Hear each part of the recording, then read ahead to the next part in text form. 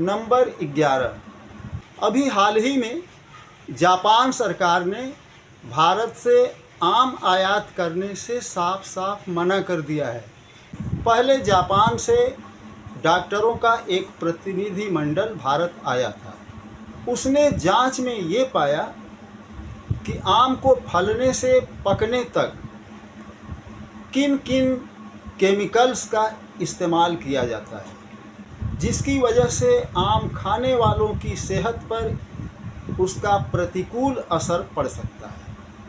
हमारा देश भारत शायद दुनिया का अकेला देश होगा जहां जहरीला और मिलावटी खाद्य पदार्थ बनाने, बेचने और खाने की खुली छूट है, वरना भारत के कई खाद्य पदार्थ विदेशों में प्रतिबंधित हैं और भारत में धड़ल्ले से बिक रहे हैं।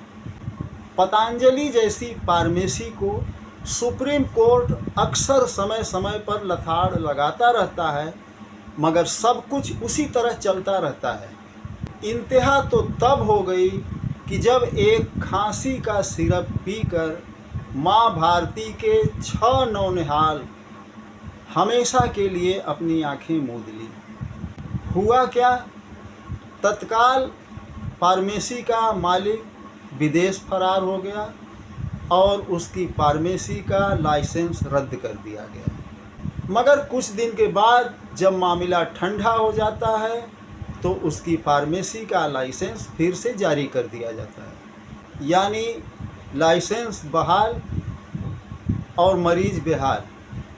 नंबर 12, हमारे शहर बनारस में दूध, दही, घी, खोआ, पनीर की तो बात ही छोड़ दीजिए, पालक भी किसी सब्ज़ी की दुकान से आप खरीदेंगे तो पकने के बाद जब उसको आप खाएंगे तो उसमें से हल्की हल्की गमकसीन की महक आती है।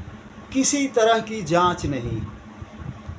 खाद्य विभाग गहरी नींद में सोया हुआ है, वो हराम की तनख्वाह उठा रहा है और जनता जहर का निवाला खा रही है। दोस्तों, पिछले कई सालों से इंदौर शहर को भारत का सबसे साफ सुथरा शहर माना जाता रहा है। अब मानना ही पड़ेगा, क्योंकि केंद्र की बीजेपी सरकार साल दर साल उसको साफ सफाई का सर्टिफिकेट देती चली आ रही है। मगर पिछले साल इंदौर का जो सच सामने आया था वो बहुत काला था। इंदौर के किसी मोहल्ले में सरकारी नल में पानी की जो सप्लाई हो रही थी उसमें सीवर का पानी मिला हुआ था, जिसको पीने की वजह से 23 लोगों की मौत हो गई थी। बात यहाँ इंदौर की नहीं है, बात ये है कि जब हिंदुस्तान के सबसे साफ सुथरे शहर का ये हाल है तो बाकी शहरों का हाल क्या होगा। अब इंदौर में चूंकि मरने वालों की संख्या कुछ ज़्यादा थी इसलिए ये खबर बन गई, वरना मैं बनारस में अपने आसपास देखता हूँ हमेशा शहर की जनता इस समस्या से जूझ रही है। भारत में गाय का मुद्दा बहुत विकराल मुद्दा है, क्योंकि इसके साथ इंसानी जिंदगियां जुड़ी हुई हैं। 2014 से लेकर अब तक 97 लोगों को गाय के नाम पर लिंच किया जा चुका है, जिसमें 86% लोग मुस्लिम कम्युनिटी से आते हैं। गाय के नाम पर कत्ल, गाय के गोश्त का निर्यात और बीफ कंपनियों से चंदा उगाही, ये सब कुछ एक साथ चल रहा है। ये देश के लिए बहुत खतरनाक है। पिछले 12 सालों से केंद्र में बीजेपी की सरकार है। इस दौरान अनेकों बड़े बड़े फैसले लिए गए और चुटकियों में कई बिल पास करा लिए गए, और वह भी थोक भाव से। 3 तलाक, आर्टिकल 370, NCR, वक्फ बिल संशोधन वगैरह।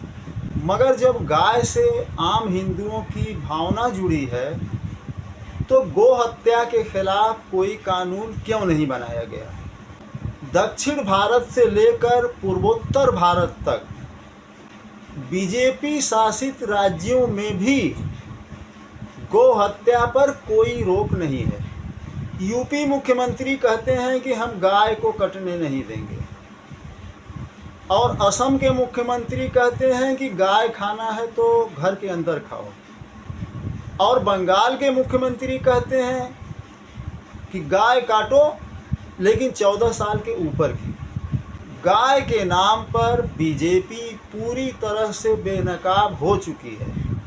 मुल्ला मौलवी कहते हैं कि गाय को राष्ट्रीय पशु घोषित करो।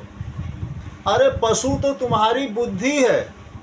भला माँ और बेटे के बीच कुछ घोषित करने की आवश्यकता है क्या? अच्छा चलिए, अब ये बताइए कि जब गाय बीमार होती है तो आप उसे सरकारी या प्राइवेट अस्पताल में ले जाकर क्या एमबीबीएस डॉक्टर से इलाज कराते हैं, या उसका इलाज पशु डॉक्टर ही करता है? या जब आप गायों की गणना करते हैं तो इनकी गिनती इंसानों के कॉलम में आप करते हैं या पशुओं के कॉलम में करते हैं? आपको जनता की भावनाओं से कुछ लेना देना नहीं है। आपको राजनीति के लिए सिर्फ गाय का इस्तेमाल करना है और गाय के नाम पर मौत का तांडव भी करना है। नंबर 14, हमारा देश भारत पूरी दुनिया में बदनाम हो रहा है। दुनिया में भारत ही अकेला ऐसा देश है जहाँ की पढ़ी लिखी जनता जाहिलों को अपना नेता चुनती है। बिहार के मुख्यमंत्री सम्राट चौधरी का शपथ समारोह आप लोगों को याद होगा। राज्यपाल उनको शपथ दिला रहे थे और उस शपथ की लिखी हुई कॉपी भी उनके हाथ में थी।